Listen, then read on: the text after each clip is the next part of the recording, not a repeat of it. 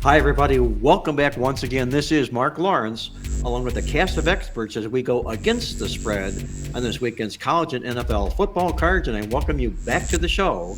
With that, let me introduce our cast of experts we've got on the show. First of all, Victor King, the proprietor of the Playbook Totals Tip Sheet. Victor, how are you doing these days? Doing great. Looking forward to NFL Week 2 and a college football weekend. Weird, wacky things. I'm sure we'll cover that in the NFL. But we are ready to go here as we record on a Thursday afternoon. Awesome. Jim Feist, Las Vegas, the legend himself. How's everything We're going? here. We're here. We're in. This is hot. Not too hot today. 85, 90, but we got smoke everywhere. Right, Andy? Oh, Yeah, it's really it was really bad yesterday. It's a little bit less today, but I mean, I Yeah. walked out yesterday. Actually, I felt some of the smoke indoors from what seeped through Yeah. the window cracks. Wow. But when you walked outside, you first had the smell, and then you saw the dust in the air. You could not see the mountains in the background that you're basically able to see on what was yesterday a cloudless day, but for the haze. And what is that from? The California fires. Jeez. Wow. So it depends on I where the think wind I is think there's a blowing? big one. I think there's a big one outside Reno that may be contributing as well. Yeah, but, we get surrounded by it. Even Arizona gets it. And when the wind blows in the wrong direction, we get inundated. Now, when that major mega quake happens in the next 50 years, maybe tomorrow, maybe 50 years from now, that won't affect Arizona or Las Vegas, will it? Nevada? Well, I think Andy and I will just have to learn how to swim. Yeah, that'll be I was the just new gonna West say, Coast, right? The Yeah. new West There, Coast. there will be some waterfront property for sale down in Pahrump. Okay. you're gonna also have to get a 50-year extension on your lifespan, also. I was going to say I didn't want to bring that up. You know? Okay. Andy Isco, thelogicalapproach.com in Vegas. How's it going for you other than those fires, Andy? Well, fortunately, when I'm indoors, I don't have to deal with the cascading smoke from the fires. But everything's going well. It was a nice opening weekend in the NFL. A lot of surprising, if not downright shocking results. And that sort of continued in college football as well. I don't know that we'll see a bigger upset this year than the one we saw in South Bend on Saturday, with Northern Illinois pulling the outright upset on Notre Dame. There'll be some double-digit, maybe even 20-point teams that lose. Won't be very many, but nothing like the 28, 29-point favorite that Notre Dame was last week. And then the pros, of course. It's probably, I'm going to guess that the vast majority of our audience knows about the Circa Survivor contest and what happened with the Cincinnati Bengals, because that's made national news as far as that goes. And I'm not talking national sports news. I'm talking national wire service news. So a surprising weekend in the NFL, and yet there were some things that weren't all that surprising. And, we may talk about some of those as well. Awesome. Greg DePalma, producer, Prime Sports Network. What goes on new for you these days? Well, I'm glad all of the preseason interviews are done. But yeah, it's been a lot of fun getting ready for the start of the season. The season's here, and it's already off to a great start in college football and the NFL. So actually, more so the college football, because the NFL, there was a lot of uninspiring performances because these guys just don't practice anymore. I mean, they actually practice more than they play in games but even the practices that they're cut out a shorter time, and it's just not like it was. But we've learned to live with it, and we know that whatever happens in week 1 or maybe even week 2 or week 3 shouldn't really bear fruit at all for what is going to be a successful or a disappointing season for any team. So that's why I like the extra game in the NFL. It gives teams a little bit more time that they definitely deserve, because we saw a lot of clunkers in week 1. Oh, we sure did. An extra 2 games here pretty soon, guys, when they go to an 18-game schedule. A little bit more. You So. got that? And Tony Mejia. Well, by the way, that's not with us clear. this week, by the way, guys. Just so heads up, he'll be back next week. I'm sorry, Andy. Go ahead. I was just going to say that 18th game is for player safety, I believe. Oh, Right. yeah. Bigger helmets, yes. Right. Unbelievable. Why Nope. why doesn't Goodell come out and just say everything we're doing is because there's more revenue in it for us, and what's wrong with that? That's the American way. Well, Instead of trying to say, well, we're doing this for safety and all that. Politically correct. Yeah. well, there's Versus that, honesty. that evil word politically. Okay. Well, I mean, Right. just look what happened in Brazil. I mean, do you think they're going to not go back there? Of course they will, if the money's right, and they should after what happened last week. And even the field. Look at the That's field. where I thought you were talking. That's what I thought Horrible. you were talking about, Greg. The poor field conditions that Right. everybody was claiming. They'll Yeah. fix that. I mean, that's terrible. I mean, come Yeah, on. and they still scored 62 points in that game, They or did. 63, right? I Thank know, goodness for amazing. that. At least it And was an by the exciting way, game. I saw the report that it was an NFL record TV audience, an average of 21 million viewers per game this opening weekend, the biggest ever. Wow. Even though we couldn't find some of them, ESPN blacking some games out, and the ugly mess going on with Disney and all that ugliness Oh, too. yeah. So, but it's the world, the cards were dealt with. So we're not complaining as long as they're playing football. I'm going to let our listeners know out there that we're going to shake things up a little bit different moving forward here. We're going to feature each on the show each week a college football and an NFL football game of the week. I'll throw the game out. Our panel of experts they'll have their opinion on that particular game. So stay tuned. And then at the last segment, Greg will also go around the horn and ask anybody for some best bets or featured trends they've got on the card this week. Before we dive into it all, though, guys, I want to remind everybody out there that this show is being sponsored by the Playbook Football Newsletter. Our new issue number 4 just got off the presses as we're doing the show here. You don't want to miss it. 18 jam-packed pages of information inside this newsletter here. In fact, if you got the newsletter and you like good winning stats, check this out. These are what you're going to find in this week's newsletter. You got a college football double-digit underdog who is 10-0 to the spread when he's coming off a double-digit loss. That's on tap this Saturday. You've also got a team laying 3 touchdowns who allows over 500 yards a game and has lost the stats by 128 yards a game net, laying points to an opponent who allows 300 yards and has won the stats almost 200 yards net. Kind of a quirky stat game to say the least. Wow. Also, an NFL quarterback, he's in a role this week in which he's never lost the money every game in his National Football League career.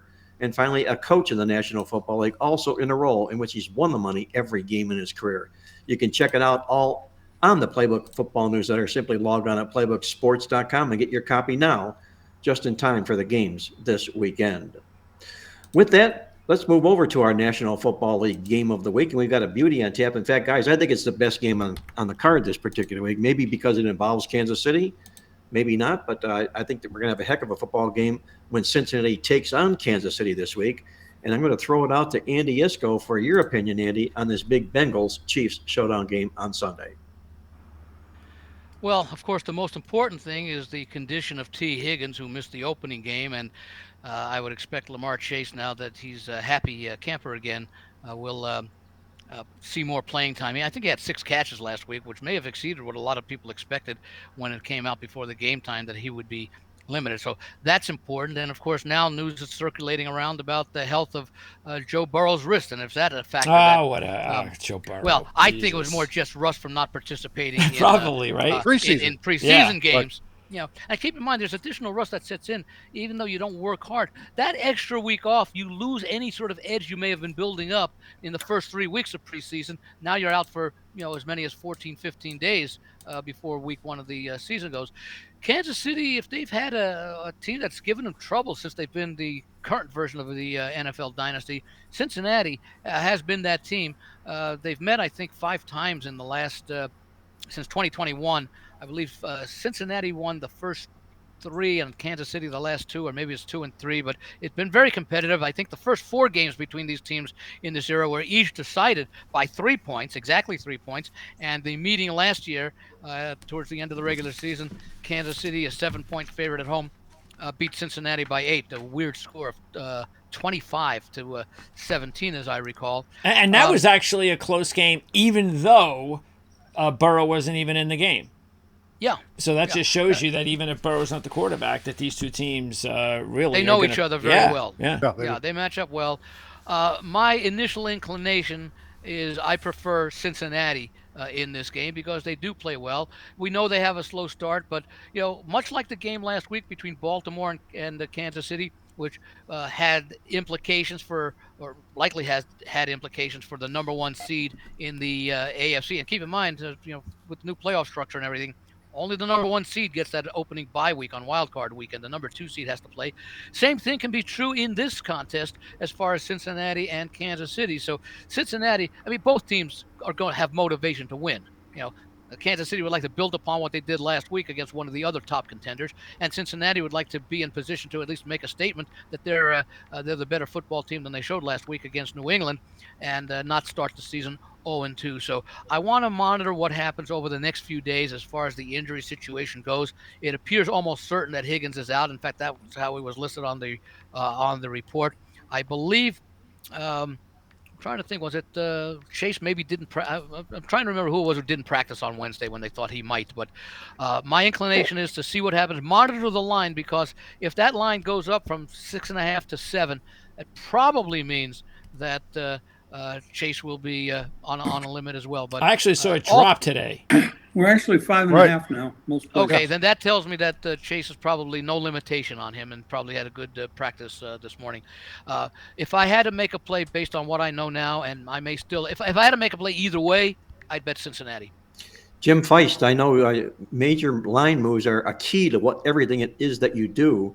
Where are you sitting right now in this game? I know there's a lot of ifs and comes and everything else like that, but what would have to happen for you to like Cincinnati, or what would have to happen for you to like Kansas City? Well, I already like Kansas City. I like the way they're There we put go. together. I like their coaches. I like their offensive coach. I like their defensive coach. I like their quarterback. I like their offensive line. I like everything about Kansas City, especially only the second week of the season where they haven't even become as sharp as they will be. What I don't like about Cincinnati is they just have not. I mean, Burrow hasn't been a healthy horse consistently over the years. We know how good he is, no question about that. And when they're intact, they are a very competitive team, and they have given this club some trouble. But I just don't like the way they. Well, first of all, they played horribly last week, and secondly, we have these injury questions all around the place, and so I'm not going to get too involved in this until I know more. They get closer to the game. It's a 4:25 game on Sunday, and by then I hope to know who's playing, who's healthy, who's practicing, et cetera, et cetera. We still got today and tomorrow for practice sessions. So there's a way that there's a scenario in which you would bet the Bengals. right now, the only way I would look at this game is a teaser on Kansas City with some other teams. Victor King, all this talk about the player personnel, who's in, who's out, whatnot, how does it affect your over-under approach in handicapping this game? Well, it was a weird week for totals last week in the NFL. Surprising that more than half the games indeed went over the total. 9 and 7. Average points per game in week one was 45.8. Now, that aspect is not surprising because if you remember in the preseason, guys, we were asked, what will the new kickoff rule or how will that impact NFL totals throughout the season? And we anticipated about a 1.5 to 3 point bump higher in the NFL games. And here you go. Last year, the average points was 43.8. In week one, they went 45.8. It did indeed go up by 2 points per game in the NFL. What was surprising was the fact that there was a handful of games in the NFL where the total points scored didn't match up to the total offensive yards in the game. And you can blame, for those of us who bet more unders than overs, you can blame some of the quick scoring in the NFL, the scoop and scores, the pick sixes, the first return for a touchdown in the new dynamic kickoff rules. So there was a lot of short fields last week. As an example, let me use this Arizona-Buffalo game in which 62 points were scored. Yeah, I was on the under in that game. Both teams combined for only 620 yards. That is not a lot. Arizona had 270 offensive yards, yet they had 28 points. Buffalo had only 348 yards, yet they had 34 points. It was one of four different games in which the game went comfortably over the total, even though both teams struggled on offense. With that said, let's take a look at the Chiefs and the Bengals game. We do know from playing each other a lot over the 20 years that it's been a low-scoring series. Only 3 out of the last 16 meetings have indeed gone over the total. So there's been 13 unders, only 3 overs when these two teams play each other. In fact, each of the last 4 meetings, have gone under the total. Chiefs and the Bengals. We're somewhere around 48.0 right now as we look at the over-under line. When I end up betting a few bucks on the under in this game, it'll only be if I can get to 48.5 or higher, given the fact that 48.0 is indeed a key number in the NFL. Let's not forget the Chiefs have been a home under machine in the last 2 years, despite the fact that last Thursday's game against the Ravens went over by a half a point, maybe a full point. Still, with that said, in the last 2 years, what do I got here? 16 out of 20 Kansas City home games have gone under the total. 2 and 12 over under in non-division play. We know Cincinnati struggles in the first month of the season. All sharp bettors know that. What they don't know is that in games 1 through 4, the Bengals have gone 2 and 12 over under in the last 3 years, including that debacle last week at home against the New England Patriots. One thing I'll add in regards to our database, and we will be looking at an under in this game, but again, if we can get 48.5 or higher, that would be the optimum line. With Cincinnati off that big home favorite loss last week, here's a number out of the database that's gone 2 and 16 over under. It dates back a good 15 years. NFL road teams off a straight up non-division home loss in which they were favored by a touchdown or more. That was the case for the Bengals last week as they totally shit the bed against the New England Patriots. And providing the line in these games is 42 or higher, they've gone 2 and 15 over under. So guys, I'm going low. I'm going to watch the line move. We'll follow it carefully. As soon as we get to 48.5 or higher, we're going low in the Bengals Chiefs game. For our listeners out there, I want to Good stuff. Yeah, real good stuff, Victor, as always. I want to clarify one thing when Victor speaks overs and unders, and he gives numbers like 2 and 16. He's talking totals. He's not talking to the spread. He's saying 2 overs, 16 unders. Thanks, Mark. So whatever number you're hearing first is the over number. The second number is the under number. So keep that in mind whenever Victor shares those stats with you. Greg, Victor says a lot of cuffs and collars didn't match last week in the National Football League, and I saw it. And Dallas Cowboys, my goodness. Right. I mean, I don't think they gained 380 yards in the football game. But that being the case, what do you think in this football game happens between Kansas City and Cincinnati?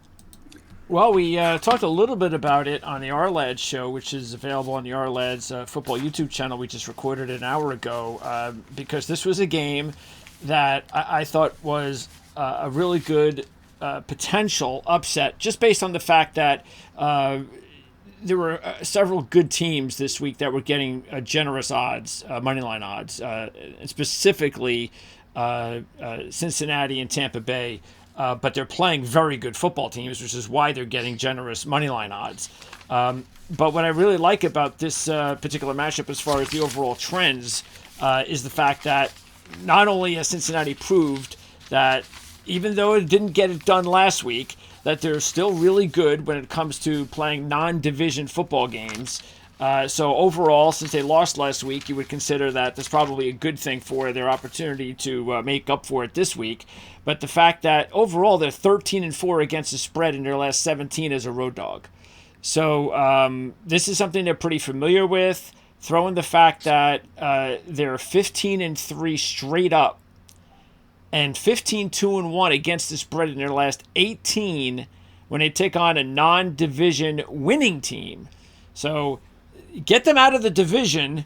That's a tough division, but get them out of the division, especially on the road as a dog and in this spot, and the Bengals are really good. So they're also, with their backs are against the wall, it's going to be a very important game. They don't want to go 0-2, even though Zach Taylor and the Chiefs have gone 0-2 in 4 of the 5 years he's been head coach. Greg DePalma looks at the nice stats inside this football game. My take on the game, guys, is this.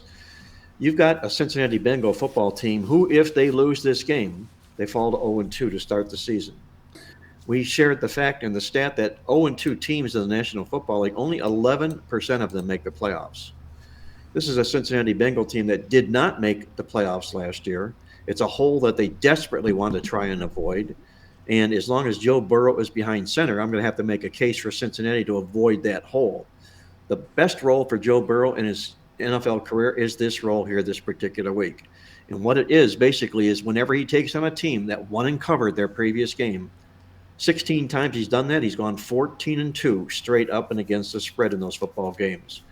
I think Joe Burrow rises to the occasion when the occasion needs to be arisen to. I think that is the case here this Sunday.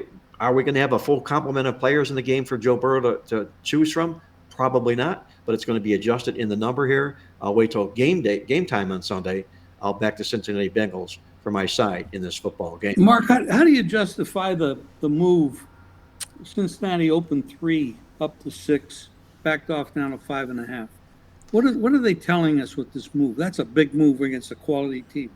Well, I think what happens here, Jim, is this. It opens 3 because all the sharps, all the experts know that Cincinnati is the handicap. You know, the good team off the loss as a favorite, coming a dog. Kansas City off the big win over Baltimore. Kansas City's really struggled after Baltimore, 1-7 to the number the game after. So I think they don't want to give you a lot of Kansas City money, free money out there in that sense. They open it to 3. Well, what happens is I think the sharps see that number wasn't enough. And largely because, one, the way that you think Kansas City's a much better football team. 2, the injury situations that are surrounding Kansas City this particular week. They're never any good when the injury situations are looming. That number can only get bigger. And that's what it's done here this particular week. Good answer. Yeah. Okay, guys, with that, let's move it over now. Or I want to mention one thing here before we go there.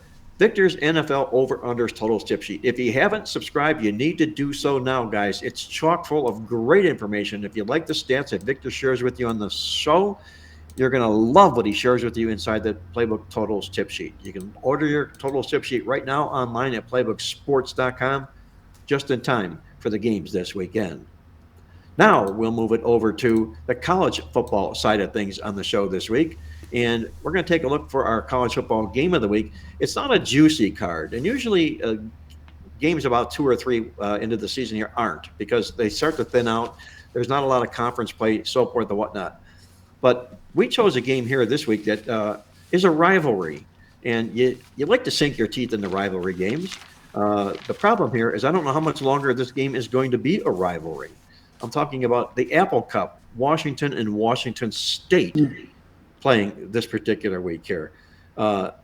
It's still a rivalry. Obviously, they're both inbred from the state of Washington in a game like this. But again, the Apple Cup, I don't know how long it lives.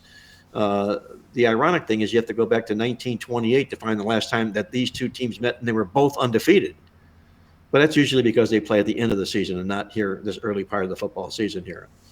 With that, Andy, how do you see the Apple Cup shaking out between the Cougars and the Huskies on Saturday?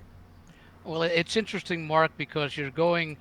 The other game that came to mind in the same line of thinking is the Civil War between Yes. Oregon and Oregon State, matching the former Pac-12 teams, Washington and Oregon, against the current, well, homeless Pac-12 teams with Washington State and Oregon State. And I guess the Washington State game is a better one to discuss from a handicapping perspective because of the relatively small line compared to the Oregon State team, where Oregon's a little bit under a 3-touchdown favorite, whereas here Washington is about a 4.5 point favorite, I believe, as we do this podcast.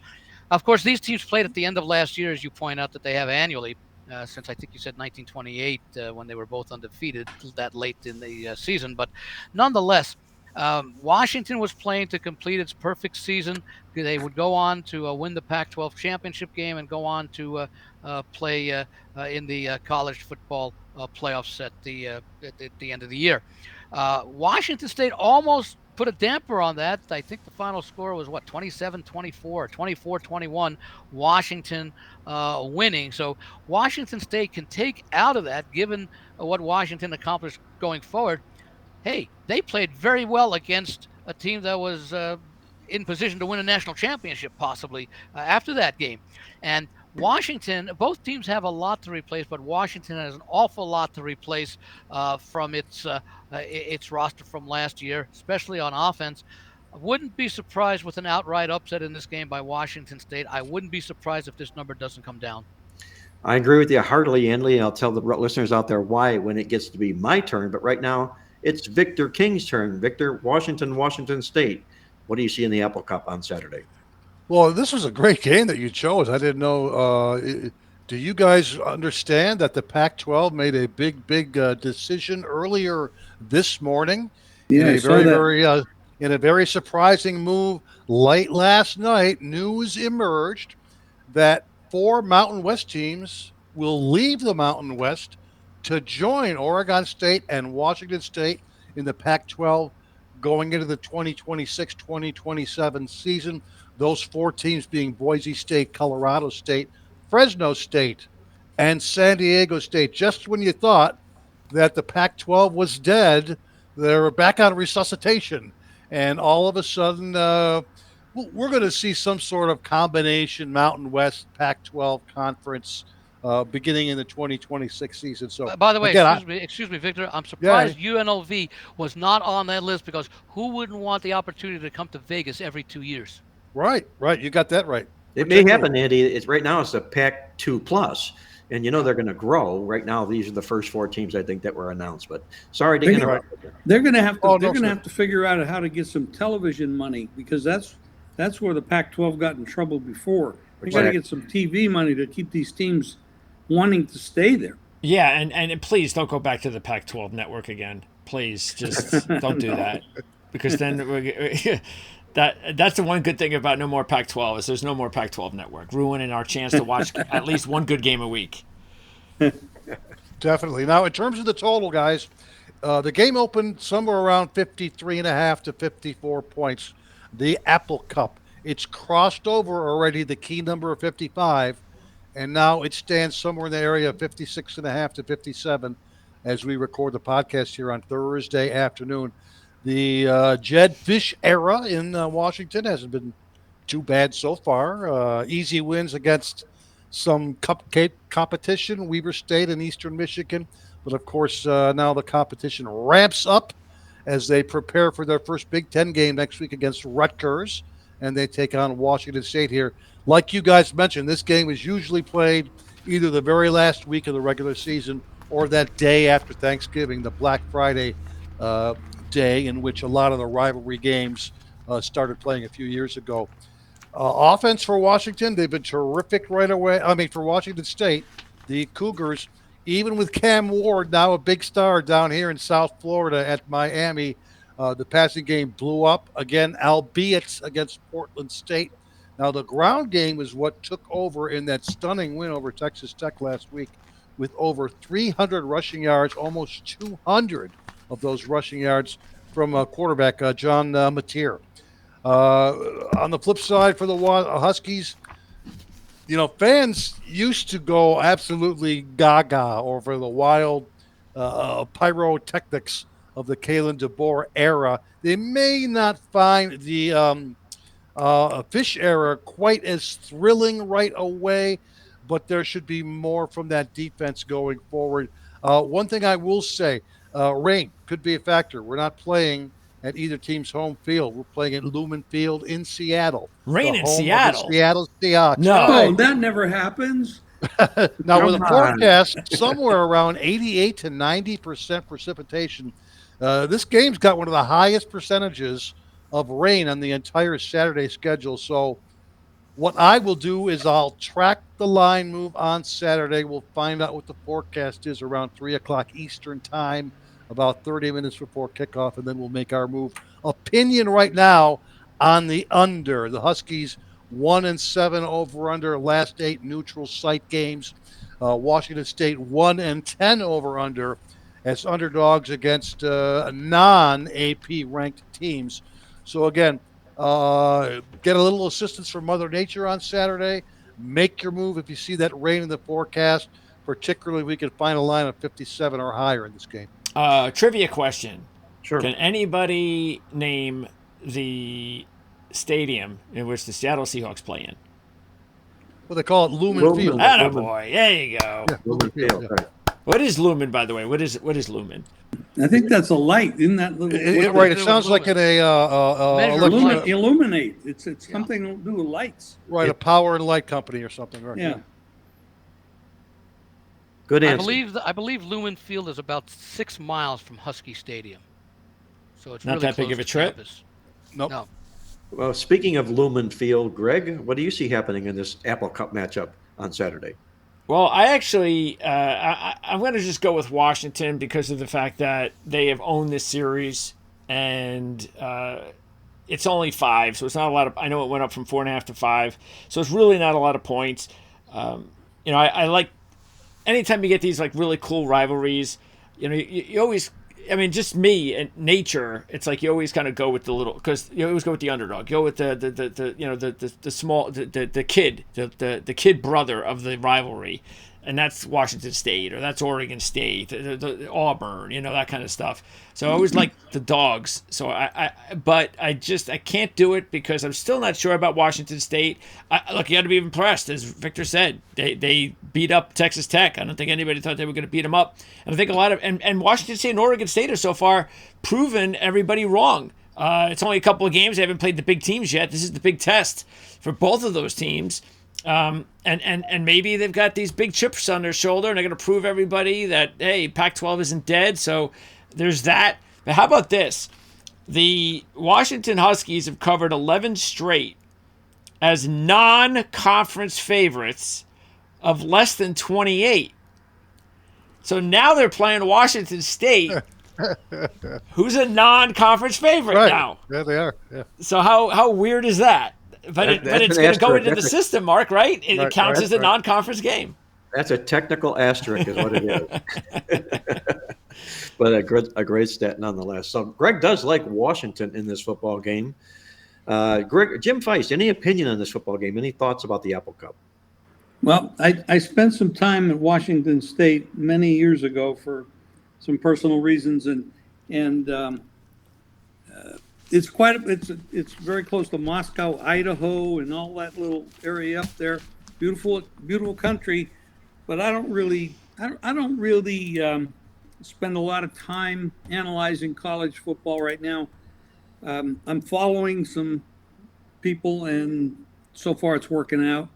I'm spending all my time. I got WNBA. The playoffs are coming. I got, they got baseball, and you got the NFL. So, I'm still.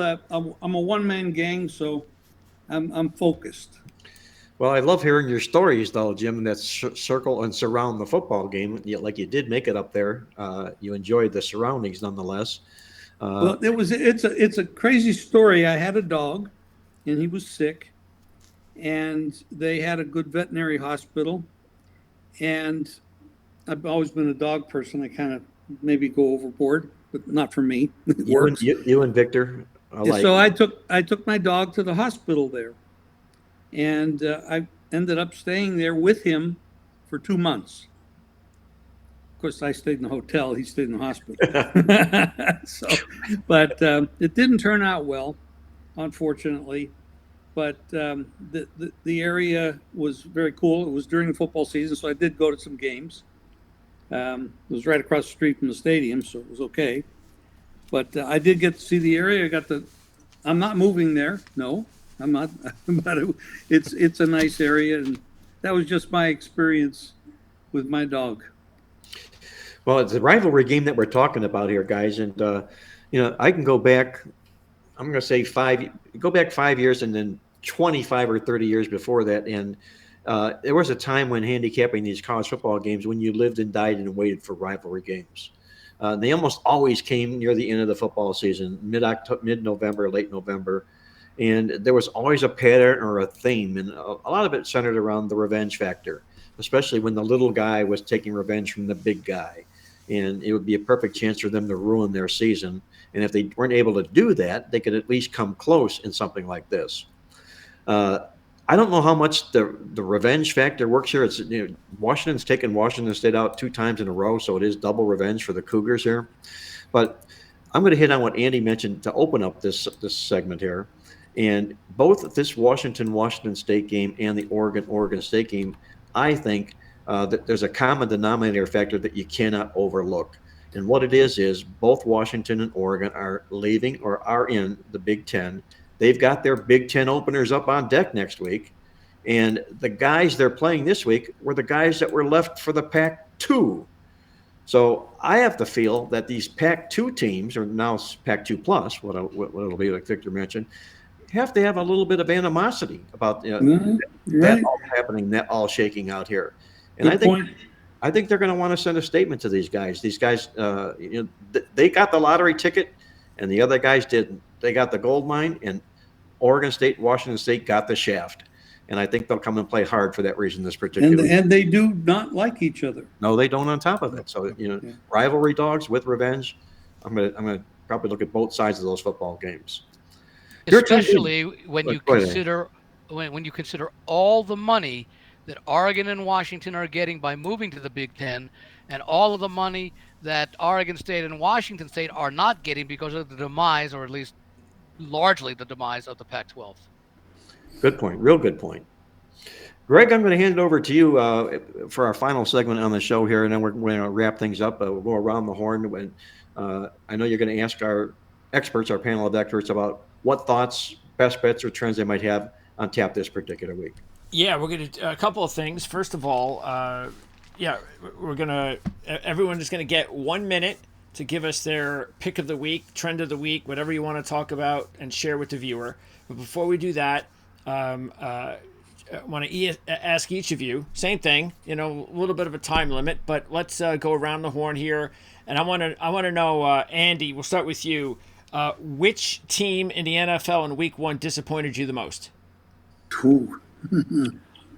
Boy, there are so many. You could obviously say Cincinnati, but they at least have some sort of explanation because two of their better players were either limited or out of the game with Higgins and Chase.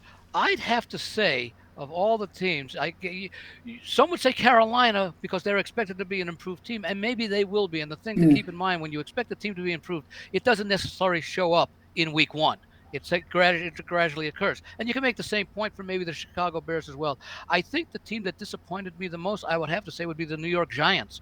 I mean, they were in a very favorable situation going up against what was expected to be the backup quarterback for the Minnesota Vikings. By the way, that's an interesting point I'd like to hear people talk about as far as Sam Darnold, the fact that the 49ers know why they didn't keep him as a backup quarterback, and now they're facing him this week with the Vikings. So a little aside to that. But the Giants had some expectations. They still had some offensive line issues, but they addressed some of those needs.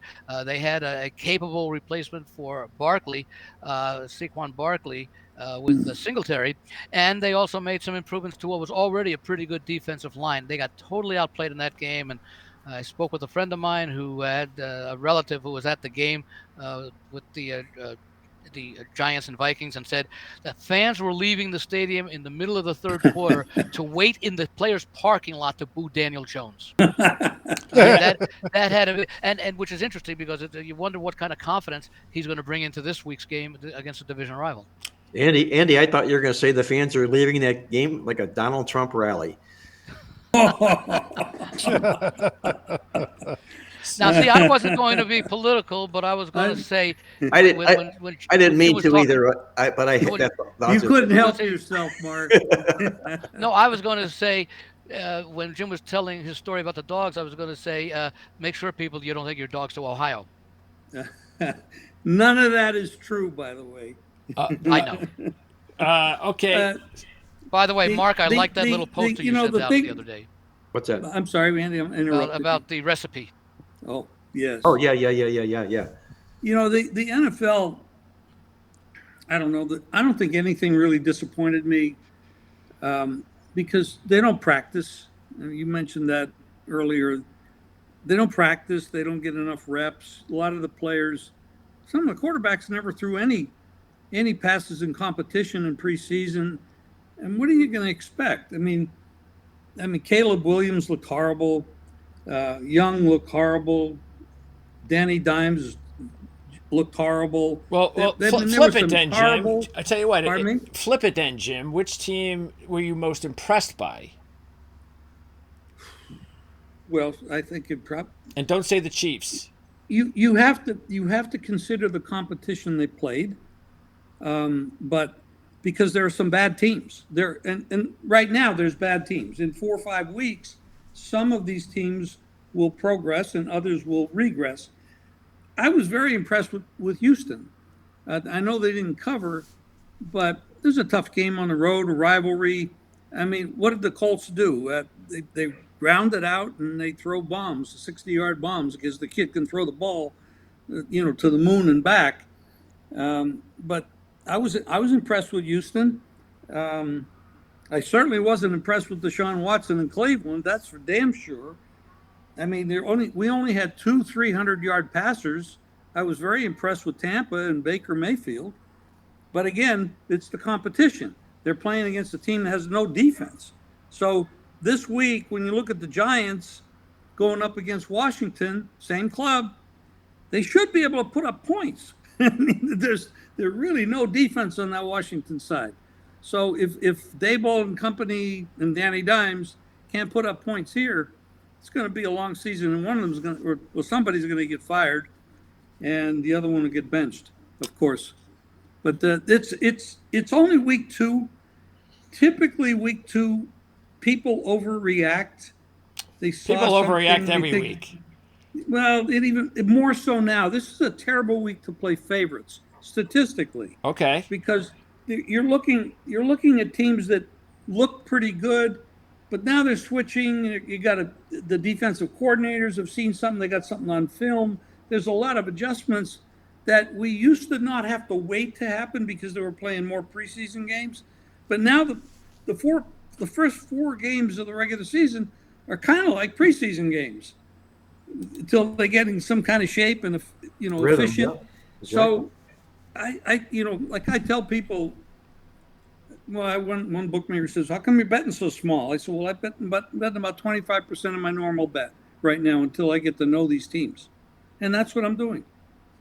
Yeah, keep in mind that part of the overreaction in week 1 to week 2 comes because we've just spent all summer, the last 2-3 months, building up our expectations or forecast for doom and gloom on these teams, and in 1 week, half these we turned out to, at least based on that 1 game sample, we to turn out to be wrong, and so it's natural to only second guess ourselves, and the bookmakers know that, and they react to what expected to be the overreaction, because now there won't be as much of an overreaction in week 2 going forward. There'll still be some in week 2, but now at least we have the most recent performance to judge as to maybe we're a little too premature. There are a lot of teams, I think I mentioned before, that some of these teams that will start out slowly, like maybe even a Carolina, expecting to improve. Well, right now, nobody would really look at betting Carolina, but it's only 1 game, but it's the most recent game. And very often, the most recent thing, it's like making a first impression. A first impression takes a lot of time to be dispelled. Amen. Great point. All right, let's go into our 1 minute round table of picks. And Victor, we're going to start with you. So give us your top play or your top advice this week for the viewers. I can do that. Now, you saw the headline there of our total shift sheet this week, and you'll take a look at that. Last week was the highest, last year, week 2 was the highest scoring week in the entire NFL season, almost 50 points per game, 49.8. So a very, very good chance that we see multiple games over 50 points this week. And we mentioned a couple in this week's Total Sip Sheet newsletter as well. But there are still a couple unders that we are going to be betting on. And one of them takes us to Nashville, Tennessee.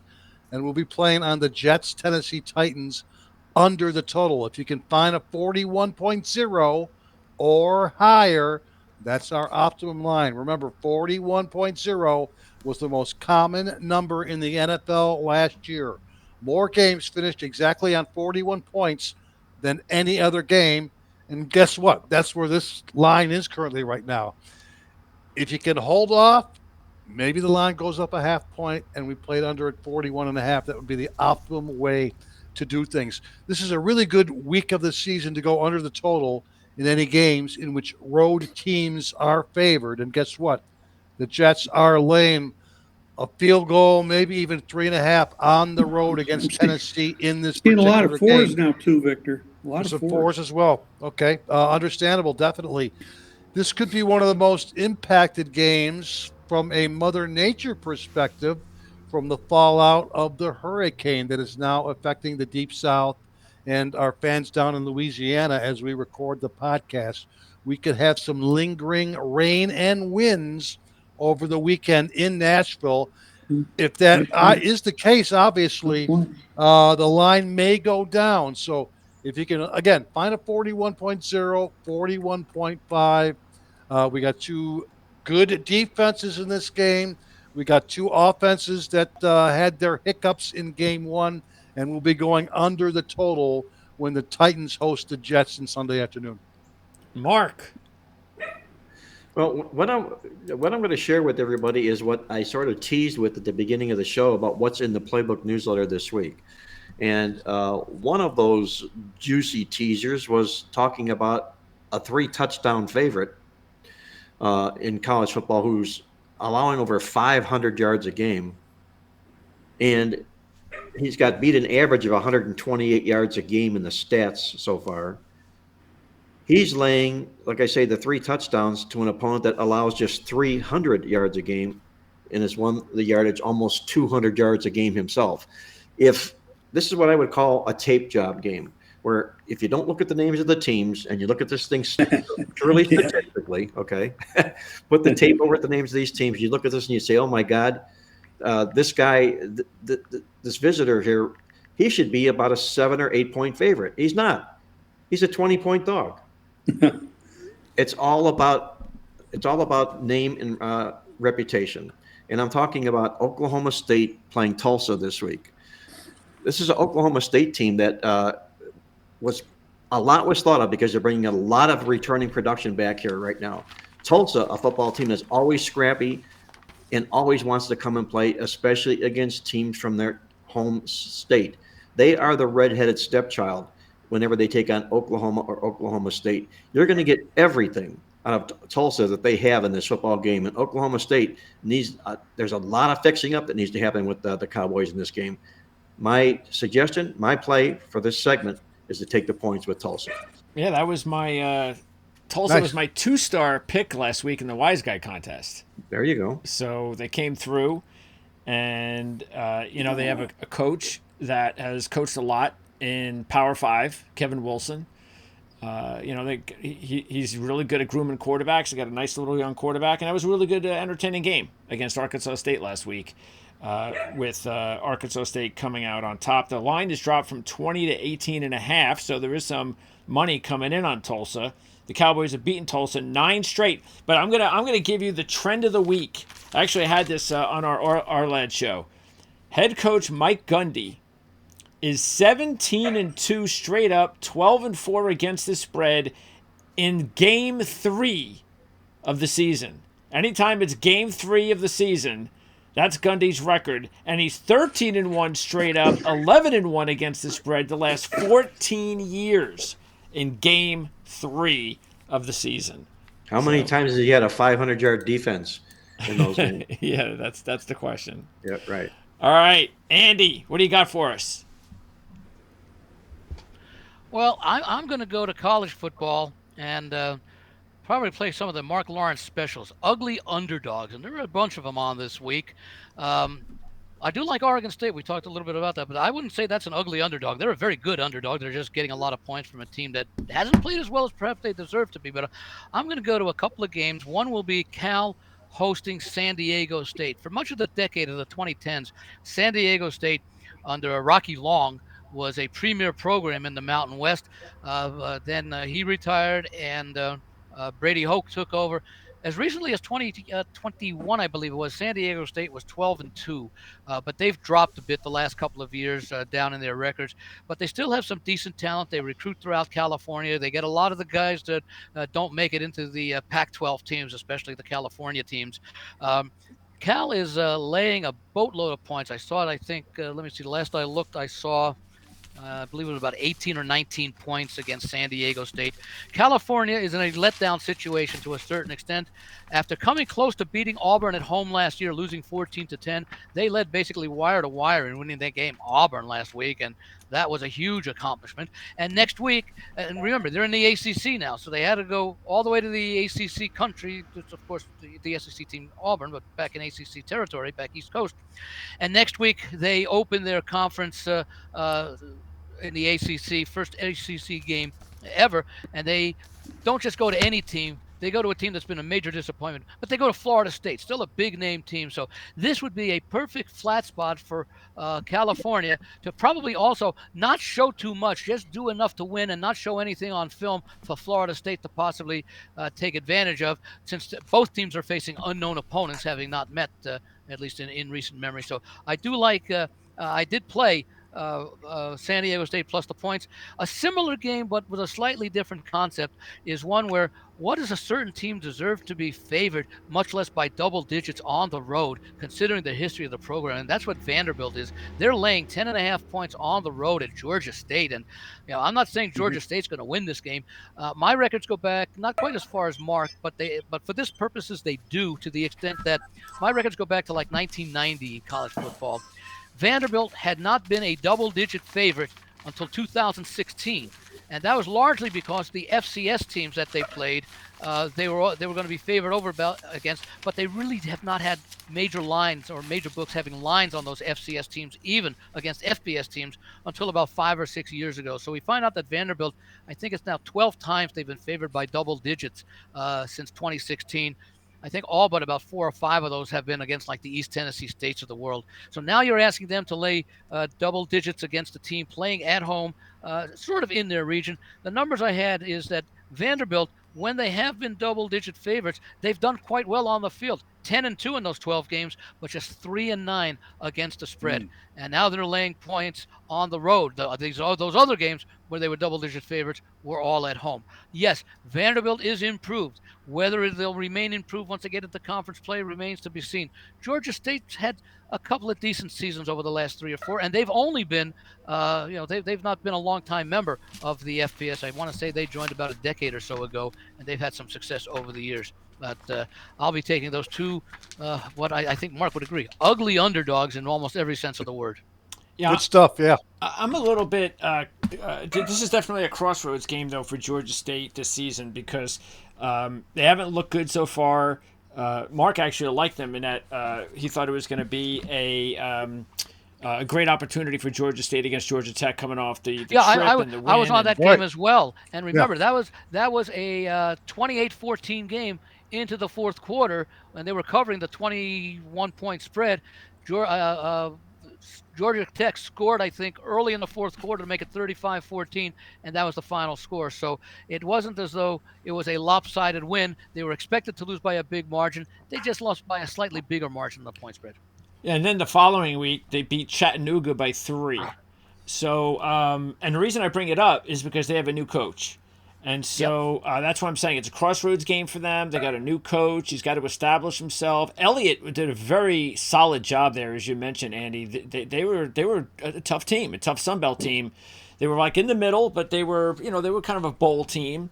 So this is a big game for them because they've they're 0-1 ATS, almost lost to an FCS team. And by the way, they were also 1-9 against the spread as a home dog.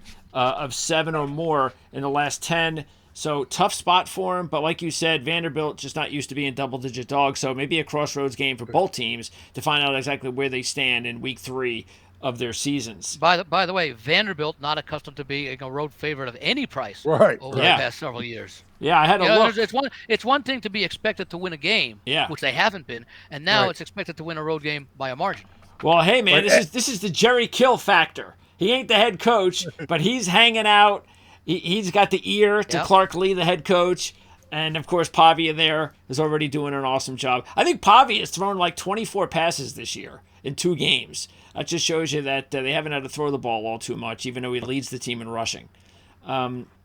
Okay, Jim, what do you have for us? I got a question for you. If we were bookmakers, and we're not, I know that. So I'm just going to, hypothetically, we got some teams here that lost last week, and they're dogs.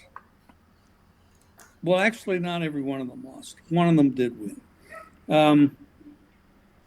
Green Bay plus points at home.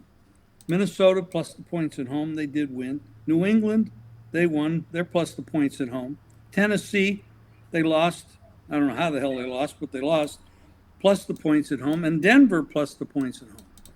Would you rather book the favorite or the dog if you were betting taking the action on those 5 teams?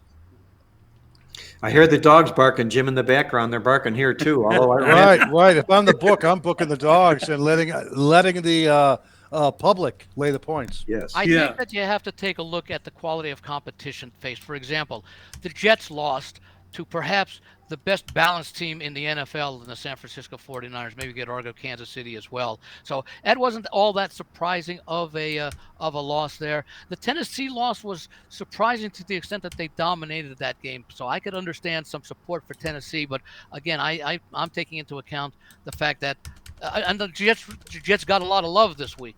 Understandably so, but when you look at the rosters of these teams, the Jets certainly have a better balanced, better talented roster on both sides of the ball. As far as New England goes, yeah, that's a team that I would like, because one of the reasons I did not play Cincinnati in the survivor pool in week 1 is the unknown about New England. The culture has changed. For the first time since the last millennium, someone other than Bill Belichick is coaching on the sideline, and that has to be, when you're coaching for that long, the players don't listen to your words anymore because they heard them 24 years in a row to hear them. So I think the culture has changed. And, if you take a look at what the Texans did last year, they got a defensive coordinator, D'Amico Ryans, who played his career with San Francisco. Same thing with Gerard Mayo, a solid, smart defensive guy, and that makes all the difference in the world, because I've always felt that if you've got I'd prefer to have a good defense over a good offense, because the good offense can make mistakes. The good defense can force them into those mistakes by disguising coverages and reacting. I could say this, though, to your question, though, Jim, of those dogs you mentioned. I think the one that might have fleas this week might be Green Bay. And There you go. Yep. And Greg and I discussed this in our Lads podcast, and we put it in the newsletter. But they're gonna resort to Malik Willis. Oh, the ultimate dog. Oh, the my sneaky God. dog. By the way, the word was that Love has not been ruled out for this week. I know. And I'm I know. wondering if that's sort of a smokescreen, so that they'll have to prepare for both Willis Right, for two and quarterbacks, Love. Wait, he's on Andy. injury. Yeah. You don't have to prepare for Malik Willis. For Malik Willis. Hey guys, Malik Well, Willis. you're not Malik Willis's agent, I can tell. No, in his NFL career, he's thrown 27 passes. He was sacked 5 times when trying to pass the football. 5 times.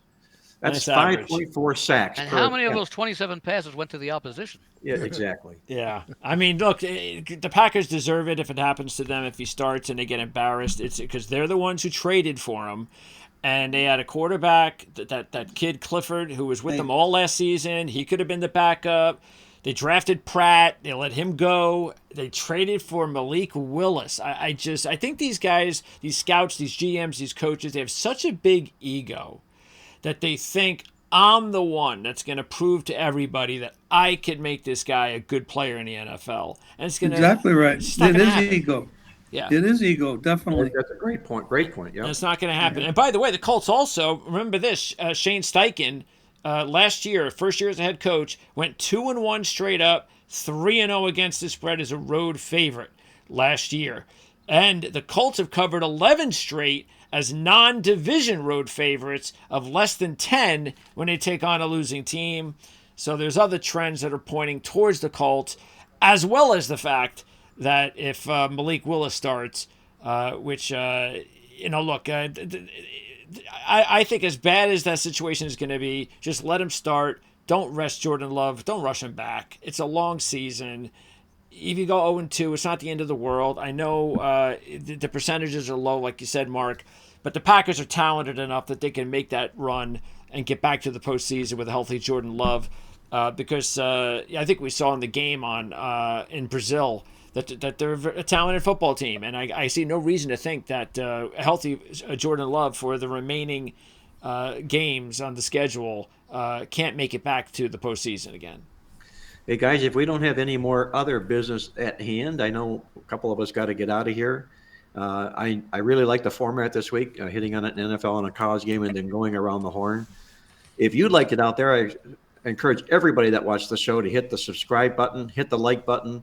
And if you do both of those, we'll send you a free copy of the Playbook Football Preview Guide magazine in a PDF version. Subscribe, like, follow, and you'll get the magazine. I want to throw one thing out there. Sure. Aaron Rodgers. Oh, everybody talks about Aaron Rodgers. 41 years old, Achilles. He can't really move much. He's not going to be a mobile guy. He's not going to be like he was 10 years ago. And if the offensive line doesn't protect him, he's going to have some issues. Now, they went to the West Coast. They ran into a very tough team. Didn't play all that well.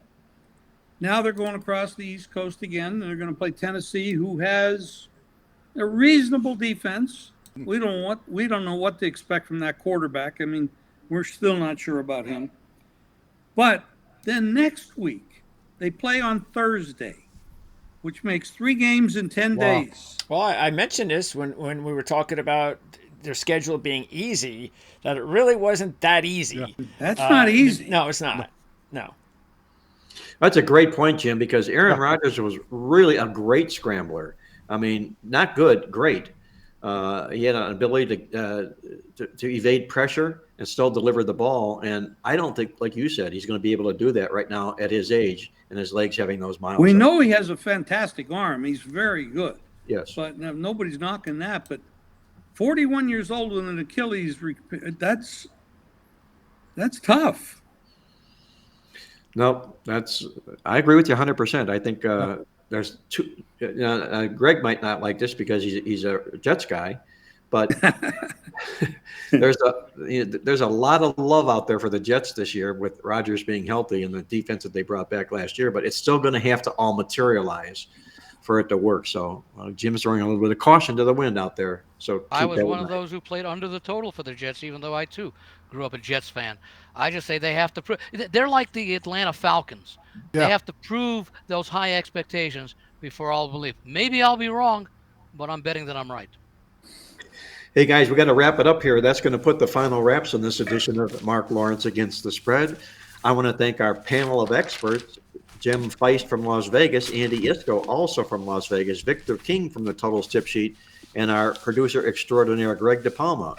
Until next week, this is Mark Lawrence reminding you to always to remember to bet with your head, not over it, and good luck as always.